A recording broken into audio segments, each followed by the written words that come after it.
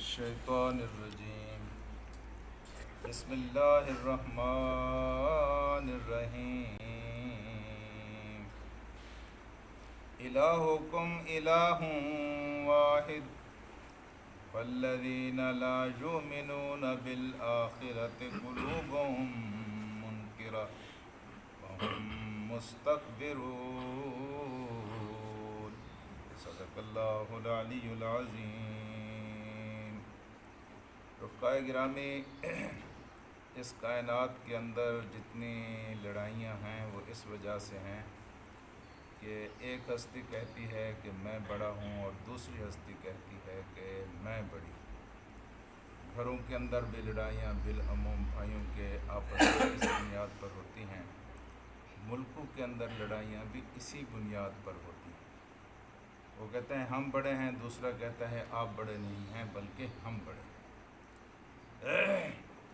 اگر اس کائنات کے دو خدا ہوتے تو صاف ظاہر ہے کہ ان کے درمیان بھی ایک کشمکش ہوتی۔ ایک کہتا کہ میں بڑا ہوں اور دوسرا کہتا کہ میں بڑا ہوں۔ ایک زمین کا خدا ہوتا، دوسرا آسمان کا خدا ہوتا، دو مختلف خدا ہوتے، ان کے درمیان ٹکراؤ ہوتا، چپکلش ہوتی اور فساد برپا ہوتا۔ اللہ تبارک و تعالیٰ نے پچھلے دلائل دے کر یہ بات ثابت کر دی ہے کہ اگر کوئی دوسرا خدائی کا دعویٰ رکھتا ہے تو جتنی طاقت ہمارے پاس ہے، جتنی قوت ہمارے پاس ہے، جتنی صلاحیت ہمارے پاس ہے، ہم نے اس چیز کو پیدا کیا، زمین کو پیدا کیا، آسمان کو پیدا کیا، فلاں چیز کو پیدا کیا، فلاں چیز کو پیدا کیا، کوئی پیدا کر کے دکھائے۔ دلائل سے ثابت کر دیا کہ خدا صرف ایک ہے اور وہ ہم۔ دو خدا یہاں نہیں ہیں۔ اگر دو خدا ہوتے تو یہ دنیا کب کی فنا ہو چکی ہوتی، کشمکش ہوتی، لڑائی ہوتی اور دو خدا آپس میں ٹکراتے اور دنیا تباہ ہو چکی ہوتی۔ تو یہاں یہ الہکم الہ واحد، تمہارا خدا ایک ہی خدا ہے، دو خدا نہیں ہے، تمہارا خدا ایک ہی خدا ہے۔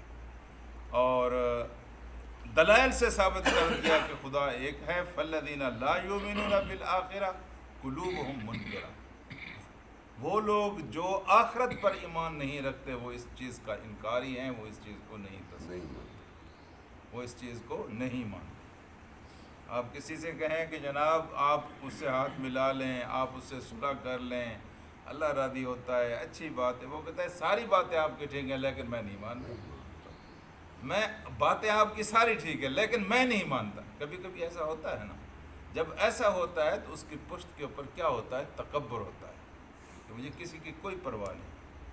تو یہاں بھی یہی کہا گیا کہ وہ آخرت کے انکاری ہیں، اور آخرت کے انکاری اس لیے وہم مستکبرون، کیونکہ وہ تکبر کرتے ہیں، ان کے دل کے اندر تکبر ہے، ان کے دل کے اندر بڑائی ہے، تکبر ان کو اس طرف نہیں آنے دیتا۔ میرے عزیز دوستو، سچی بات یہ ہے کہ ساری برائیوں کی بنیاد یہی تکبر ہے، یہی انسان کو تباہ کرتا ہے، اسی نے شیطان کو تباہ کیا ہے، اسی نے شیطان کے پیروکاروں کو تباہ کیا ہے، اپنے آپ کو کوئی بڑی چیز سمجھ۔ اسلام نے عاجزی کا درس دیا ہے، اللہ کی توحید نے بندگی سکھلائی ہے۔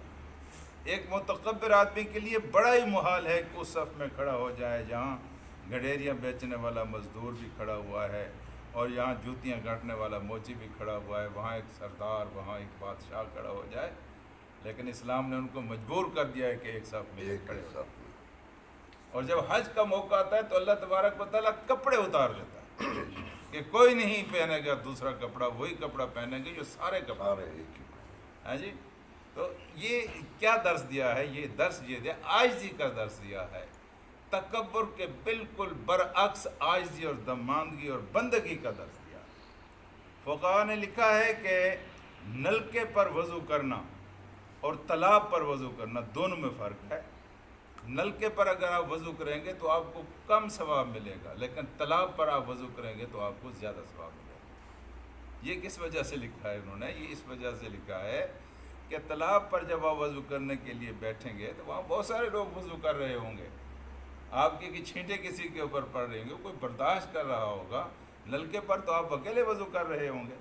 تو میرے عزیز دوستو، ہر اسلام کی ہر بات میں جو بات سامنے آتی ہے وہ یہی ہے کہ کہ تکبر سے اپنے آپ کو بچا کے رکھنا ہے. تکبر ہی ساری برائیوں کی اور ساری بیماریوں کی جڑ ہے, اور شیطان کو بھی اسی تکبر نے تباہ کیا ہے. اس کے بعد جتنے لوگ بھی تباہ ہوئے ہیں وہ اسی وجہ سے تباہ ہوئے ہیں کہ انہوں نے اپنے آپ کو دوسرے لوگوں سے بڑا سمجھا. اللہم صلی علی سیدنا و مولانا محمد.